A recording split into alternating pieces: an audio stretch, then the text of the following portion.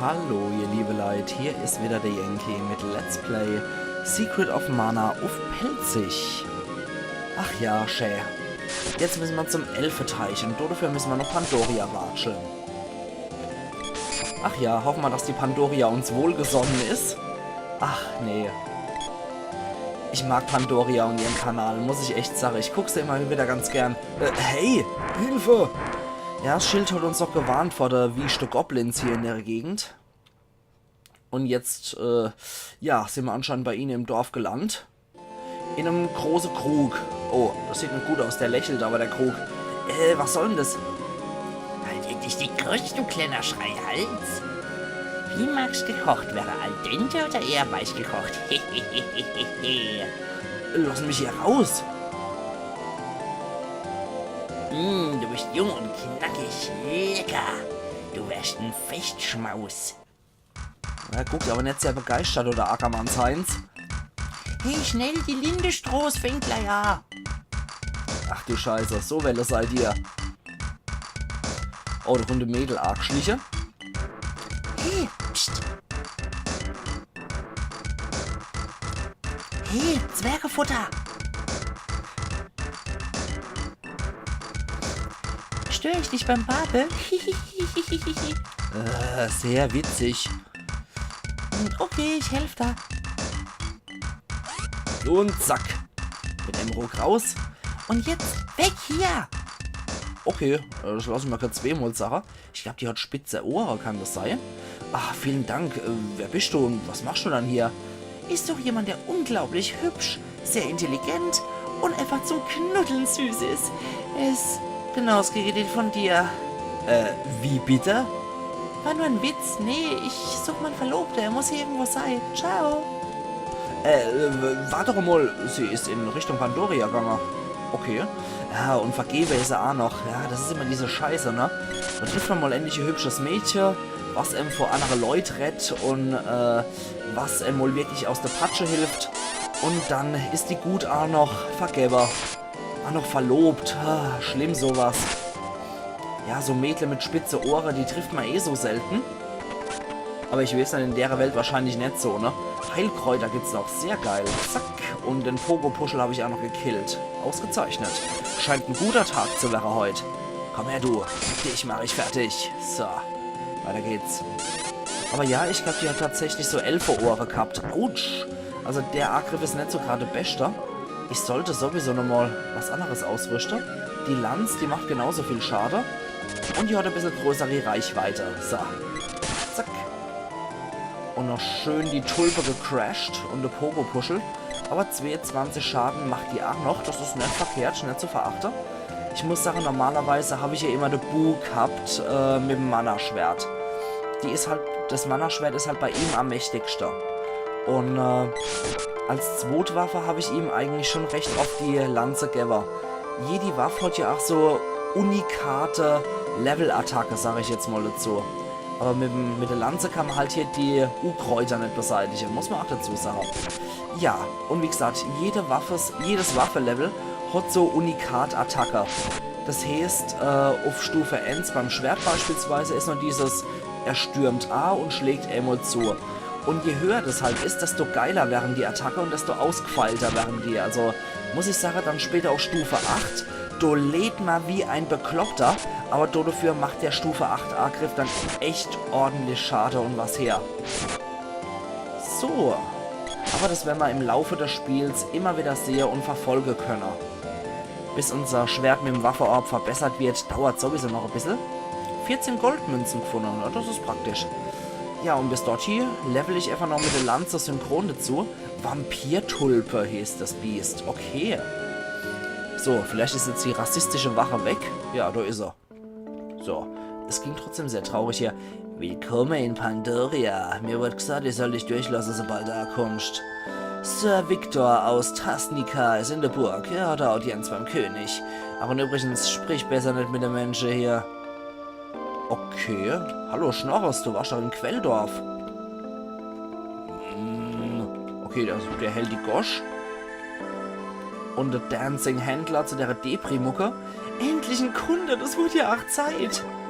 Ach du liebe Zeit, was gibt's denn bei dir? Ein Armband, das habe ich schon zu sehr teure Preise gekauft beim Wucherkater. Kampfanzug und Haarschleifer. Ich würde sagen, das kaufen wir, wenn es soweit ist. So. Und was gibt's denn hier im Haus? Hallo Oma? Die Oma hält die Gosch, die macht nur Punkt, Punkt, Punkt, Punkt, Punkt, Punkt. Oh je, Oma hat ihr Gebiss verschluckt, seitdem spricht sie kein Wort mehr. Okay, das ist eine Erklärung dafür. So, jetzt noch einen Schluck Wasser. In Pandoria geschehen unheimliche Dinge. Ein paar von den Bewohnern treiben sich seit Tagen bei der Ruine rum. Die retten kein Wort und wirken irgendwie irre. Okay.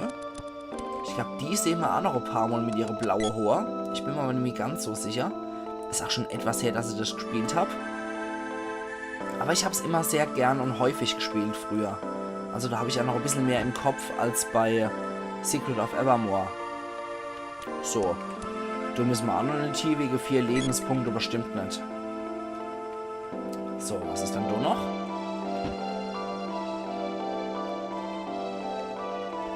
Und? Sir Ronald und seine Tochter sind in der Burg und richten gerade die Hochzeit aus. Okay. Sir Ronald McDonald oder was? Ja, aber ist nichts mehr. So. Aber ich muss mal ganz kurz unterbrechen. Ich bin sofort wieder da. Da bin ich wieder. Sorry, ihr liebe Leute. Okay, das ist auch so ein Zombie. Die babbelt auch nicht mit uns. So wie der Schnorres auch nicht. Wie sieht's dann hier aus? Das Schild hier zeigt auch, dass man da Kampfausrüstung kaufen können. Oh, die Händlerin hier, die ist auch schon so ein Zombie-Woche. Das heißt, hier könnte man normalerweise so Kampfausrüstung holen, aber doch nicht so. Es ist so schrecklich, die Leute benehmen sich wie Zombies. Ja, das klingt nicht so gut. Was ist hier? Okay, die sagt auch nichts. Bitte nicht stören. Okay. Das ist Burg Pandoria. Ich sehe nur ein paar Holzklötze, aber okay, warum nicht? Du bist ja hier der Einheimische. Ich klapp dir das mal. Was ist hier in einem Gutshofen mit Erdwall? Kleines rothoriges Mädel, die sind immer gruselig. Hilf unsere Eltern. Niemals! Und was sagst du, du Waschbär, Mützenkind? Komm her, du. Mama und Papa rücken die mir mit uns, ob sie uns nicht mehr mögen. Okay, der Schnorresbappe sagt nichts und die Doppelzipfelmütze Mutter sagt auch nichts. Schlafen die Eltern im Bett und die Geschwister im Bett? Ich will's gar nicht hinterfroren. Ich will's erst gar nicht hinterfroren. Okay, episches gegen die Wand rennen. Das war bei früher Spiele immer der Fall. Okay, was haben wir dann hier noch? Da geht's nach Süden Richtung Elfenteich. Und hier noch so ein Haus. Ein blonder Schnorres. Der Heino. Oh Gott, nee. Noch einen Schluck Wasser getrunken. Wenn ich bloß wüsst, wo mein Sonnebrill ist. Okay. Oder wenigstens auch rote Haare, der Heino. Nee, er hat blaue Haare. Naja. Wir können uns alle jetzt unseren Dele zu denken. Oh hoppla, jetzt bin ich einfach noch Weste marschiert. Wollte ich ja gar nicht hier. So. Ich bin mal gar nicht mehr so sicher, wo es zum Elfenteich geht. Ich habe nämlich häufiger Seiken Densetsu 3, also Secret of Mana 2 gespielt. Allerdings nur auf dem Super Nintendo Emulator. Hatte ich nie persönlich für die Super Nintendo Konsole. Secret of Mana 2 habe ich immer nur auf dem Emulator gespielt. Und das, was wir hier haben, ist Seiken Densetsu 2. Also das klassische Secret of Mana. So. Seiken Densetsu 1 habe ich eigentlich nie erlebt. Und weiß gar nicht, was das für ein Spiel eigentlich ist und unter welchem europäischen Titel das läuft. Um da Mädchen habe ich mich krank gestellt. Bei uns in Pandoria nennt man Leute wie mich Drückeberger. Ich glaube, das macht man überall auf der Welt. Hagen und sein Trupp sind auf dem Weg ins Schloss von der bösen Hexe Tura. Hätten wir auch schon gesehen, ja? Ich pack meinen Koffer und warte aus. Das sollst du besser auch schaffen. Okay. Und du da? Viele von den Bewohnern und sogar ein paar von unseren Soldaten haben sich in Zombies verwandelt. Das klingt aber nicht so gut. Das klingt ganz und gar nicht gut. Und hier oben ist nix. Immer dieses Schmatzgeräusch, wenn man Treppe geht. Uah. Irgendwie lustig, aber irgendwie auch ein bisschen ekelhaft. So, jetzt gehen wir noch da hin. Da oben kommen wir nicht weiter. Das heißt, wir müssen hier über die Hauptanlagerei. Und da waschelt einer rum. Das ist die Burg Pandoria. Ja, ja, alles klar. Noch am besten so Hodor hinten dran hängen, da weiß jeder Bescheid. Die Leute bei der Ruine tragen immer seltsame Maske. Ob die besessen sind? Ja, wer weiß, wer weiß. Wir werden's rausfinden. Und hier ist nichts. Was gibt's denn hier noch, Bulli Fra? Ich würde so gerne mal den Mana-Baum sehen. Und du hier?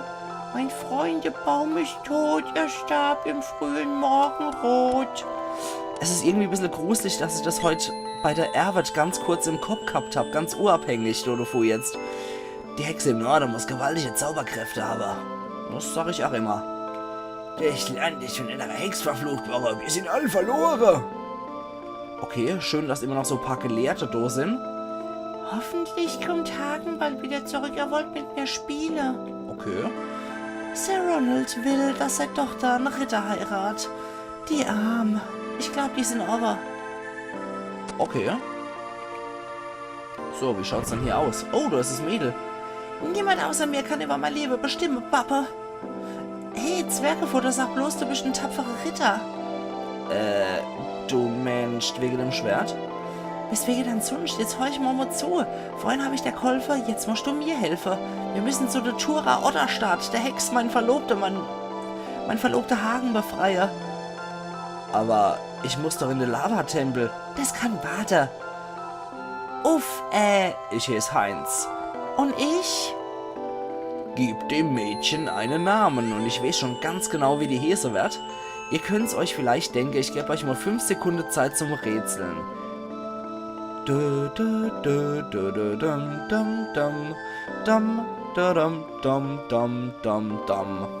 Okay. Wie nenne ich Frauen oder blöde Frauen immer? Wissen das? Jetzt wissen das ganz sicher, oder? Na komm schon. Nein. So, mit Y komme ich wieder zurück. Es ist natürlich die Gretel hinter der Heck. So. Okay, dann hieß ich Gretel. So, jetzt haben wir der Ackermanns Heinz und die Gretel. Die Gretel schließt sich jetzt an. Alles klar, dann gehen wir mal da hier, wo du weggerannt bist. Gretel. Ich hasse dich. Okay. Nicht verkehrt. Mein Papa ist das allerletzte. Ja, wenigstens hast du noch. Also, kein mal nicht. Jetzt gucken wir mal, was hast du dann eigentlich hier? Ihr Waffe ist die Klaue. Das heißt, die kämpft mit der Fäuste. Und wie bei Secret of Evermore können wir mit der X-Taste dann wechseln. Und was hat sie dann als Kleidung? Stirnband kann sie nicht tragen.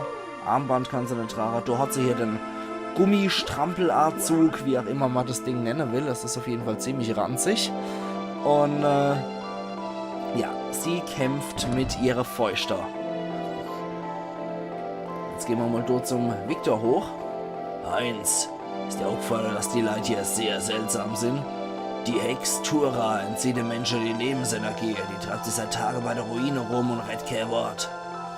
Ich muss dir was Sachen auf den Grund gehen. Geh zum Elfenteich. Okay. Und sie hat noch 45 Lebenspunkte. Das heißt, sie wird wohl noch auf Level 1 sein oder so. Der König. Oh je, mein Erfolg ist verzaubert worden. Warum passiert das mir? Die Truppe, die ich zu der Tura geschickt habe, wurden gefangen genommen. Es war also deine Idee, Hagen zur Hextura zu schicken? Wolltest Hagen und mich auseinanderbringen? Natürlich nicht. Wir sprechen uns noch. Bis später. Und die Königin? Du bist aus deinem Dorf vertrieben worden. Tja, dumm gelaufen. Du sollst hier auch verschwinden. Das wäre das Beste für uns alle. Reizend. Bis vor kurzem war das so ein friedliches Land. Lang lebe der König! Und du hier? Unser Partnerstadt in Tasnica ist immer Reise wert. Okay. Lang lebe der König! Also 2 Gehirnamputierte. Okay, und der sagt, die machen es selber. Die scheinen sich wohl abzusprechen, wer was Sache darf. So. Jetzt gehen wir nochmal hinter der Thronsaal. Was ist da noch? Das ist das Schlafzimmer vom König. Ja und? Ist mir doch egal. König Gustav hat noch nie so traurig ausgesehen wie häufig Elend. Naja, wäre ich ja auch bei der Begebenheit. Und warum schlafen die in getrennte Betten? Naja, ich hinterfrag's mal nicht. Der Inhalt von der Kammer gehört dem Held aus der Prophezeiung. Okay, das bin dann ich, ne? Also darfst mich da ruhig durchlassen, Kerl. Aber ich befürchte, so läuft das nicht. Das muss ich dann wohl erst beweisen. Und hier ist nur irgendein Vorratslager. Damit seine Majestät sofort seine eigene Speise kriegt. Okay, jetzt haben wir das Mädel mit der Ballonhose und mit der Elfenohre dabei. Die Gretel hinter der Heck. Die sagt, wir sollen zum Haken und sollen zu der böse Hexe. Und der Viktor sagt, wir sollen ganz unbedingt zum Elfenteich. Tja, dann will ich sagen, wir hören doch erstmal auf der gute Viktor, oder? Weil ich weiß, dass wir beim Elfenteich dann noch unser Dritti im Bunde kriegen. Und dort sind wir auf jeden Fall stärker und besser gerüstet. Oh je, Entschuldigung. Entschuldigung, wenn ich wirklich zu verrotzt klinge. Ah ne, genau, du gehst zu der Ruine, richtig. So rum war das. Ich bin halt echt immer noch verschnupft und erkältet. Genau, das sind die Ruinen. Die kommen erst später. Das sind ja überall die Zombies, die da rumwuseln. Du sagst, kennt er noch irgendein vernünftiges Wort? Die lassen uns auch nicht durch. Also bei ihrem Gang-Treffpunkt dürfen wir nicht mit abhängen. Aber wenn man sich so die Statue anguckt, man kann sich vorstellen, dass hier nicht gerade die nettesten Leute rumhängen. Okay, dann gibt es nur noch einen Weg hier aus dem Dorf. Und der ist dann hier rum. Wobei die haben ja gesagt, das ist eine Stadt und wenn du ein König residiert, naja, laut deiner Spieleverhältnisse steht es also für eine Stadt. Okay, Gretel. Los, mach sie fertig. Ist die nett auf Kampfverhalte getrimmt? Wie sieht's dann aus? Okay.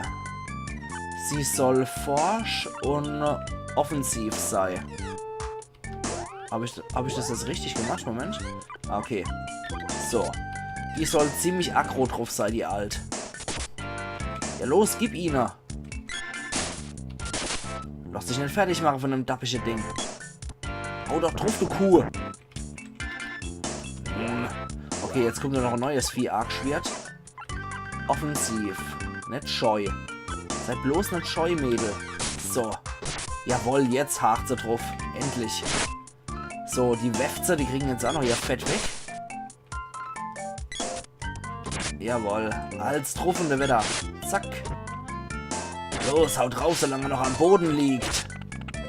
Und die verfaulen direkt so Skelette. Igitt. Eigentlich ziemlich unnötig, da die, oder unlogisch, ach, da die jo eigentlich aus Chitinpanzer bestehen und so, ne? Igitt. Naja. Wir nehmen das einfach mal so hier, wie es ist. Und geplatzt ist er. Bei der Pogo-Puschel kann ich mir das sogar noch vorstellen. Oh, ich habe sogar noch was vergessen. Gretel erreicht Level 2. Es geht nicht um Heilung für die Gretel. Aber die Gretel hat ja ihren neckischen Taucheranzug. Aber sie braucht auf jeden Fall noch was anderes. Sie braucht was anderes. Was die dringend braucht, ist noch ein Accessoire. Das hat man noch. Das mag ich jetzt gerade fast noch einkaufen. Dazu müssen wir dort hier. Zack. Ja, jetzt hast du auch endlich mal deine lang erwartete Kunde.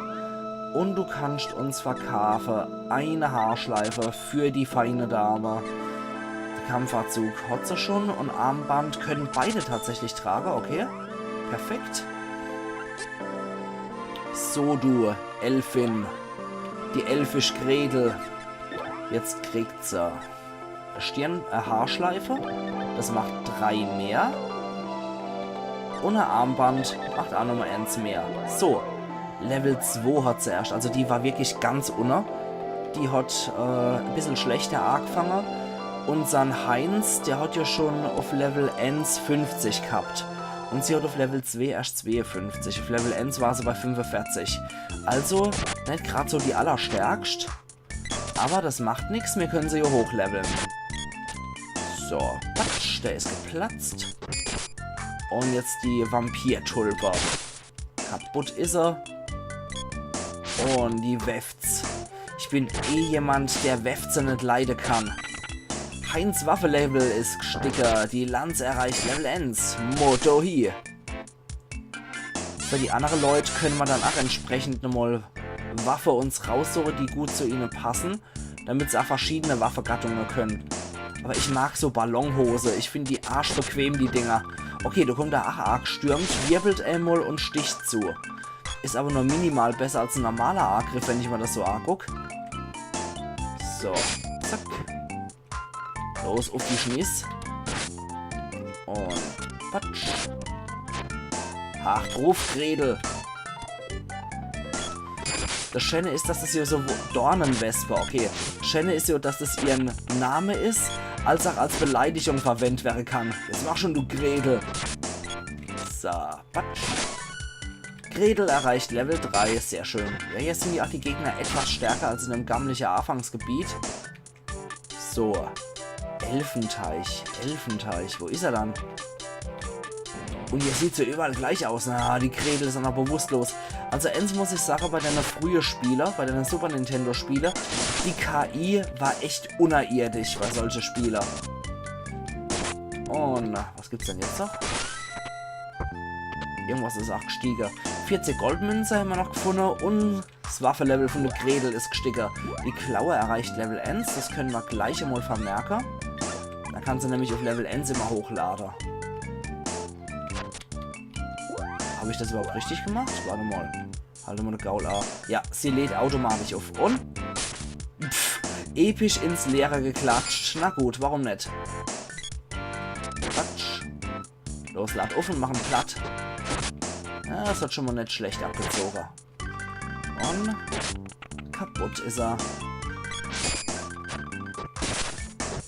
Okay, der Pogo-Puschel hat sie noch platt gemacht.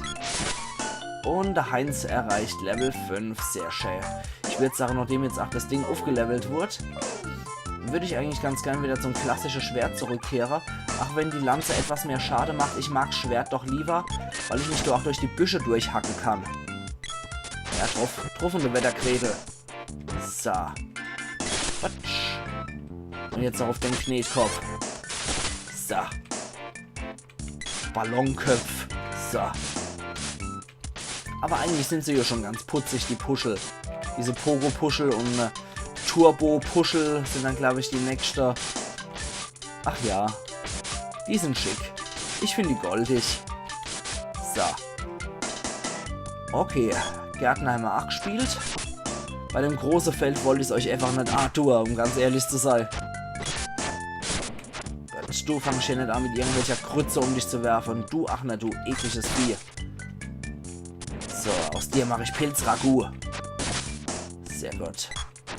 Jetzt noch du Knetkopf. Zack. Ja, Haaren kaputt. Jetzt noch die Dornewespe. Und... Also anscheinend, wenn man rennt, verliert man auch seine Waffeaufladung. Ach, interessant. Und... Ja, okay, sehr schön. Das war doch praktisch. Und wie sieht's hier aus? Oh, das dauert noch eine Weile, bis wir da ankommen anscheinend. Aber ich will das Gebiet auf jeden Fall noch durchhaben in dem Teil vom Let's Play. Ja, dann lauf doch auch, Kerle. Ja, yes, das kommt schon. Den dapperte Pogo-Puschel. Und wie sieht's aus? Elfenteich, Mühldorf, Pandoria. Dann machen wir mal einen kleinen Abstecher zum Mühldorf. Perfekt, das ist nämlich super geeignet, um hier den Cut zu machen, ihr liebe Leute. Und wir sehen uns morgen wieder zu Let's Play Secret of Mana auf Pelzig. Also machen's gut und bis morgen zum rockigen Mühldorf. Iron Yankee.